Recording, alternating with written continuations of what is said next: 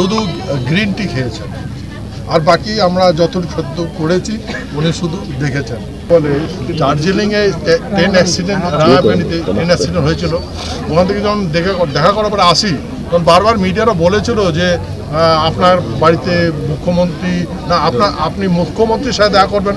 আমি তো বলতে পারি কী ব্যাপার, কী কোথায় কী কথাবার্তা হচ্ছে, তা আমি তো এটা জানি না। হ্যাঁ, তারপরে বলছে না উনি এখানে চলে এসছেন, আপনি এখানে দেখা করতে পারেন নাকি? না, আমি কেন যাবো দেখা করতে? আর তৃণমূলে কেন যাব? আমার মতি মরে গেছে নাকি তৃণমূলে যাব? আমি বিজেপির সক্রিয় সদস্য, মানে রাজ্যসভার মেম্বার, আমাকে নিয়েছে বিজেপি, হ্যাঁ, বিশ্বাসে নিয়েছে। আমি এরকম করবো? মুখ্যমন্ত্রী আজকে আপনার বাড়িতে এলেন, আপনি কি খুশি? হ্যাঁ, মুখ্যমন্ত্রী আপনার বাড়িতে এলেন, আপনি কি খুশি? একজন স্টেটের হেড অফ দ্য ডিপার্টমেন্ট আমার বাড়িতে আসছে, তো খুশি তো হবে। তাহলে আপনি বলতে চান আজকে শুধু সৌজন্য সাক্ষাৎকার, উনি বলেছেন আপনি এসেছেন, তাই তো? এটাই বিষয়টা। কিছু উপহার হিসাবে কিছু নিয়ে এসেছেন আপনার বাড়িতে? প্রথমবার এলেন, মিষ্টি কিছু এনেছেন?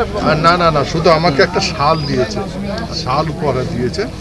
আর আমি ওনাকে দেখলেন, আমি যা দিয়েছি এখানে আপনার সামনেই দিয়েছি, আর কিছু দেই। এবারে ভোটের ফলাফল নিয়ে কি আপনাকে কৃতজ্ঞতা জানিয়েছে? না, ভোটের সম্বন্ধে কোনো আলোচনা হয় ফলাফল নিয়ে কোনো কৃতজ্ঞতা?